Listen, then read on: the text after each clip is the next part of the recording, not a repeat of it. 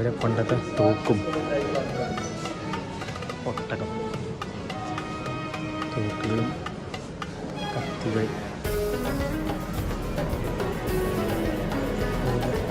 കത്തികൾ വാളുകൾ use ചെയ്തിട്ടുണ്ടായിരുന്നു.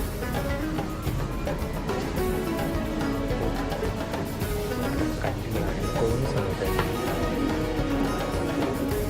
പണ്ടത്തെ കാലത്ത് കോൺസ് അവർ യൂസ് ചെയ്ത പണ്ട് കാലം യൂസ് ചെയ്ത 100 years 1 വർഷത്തെ പഴക്കം കാണില്ല.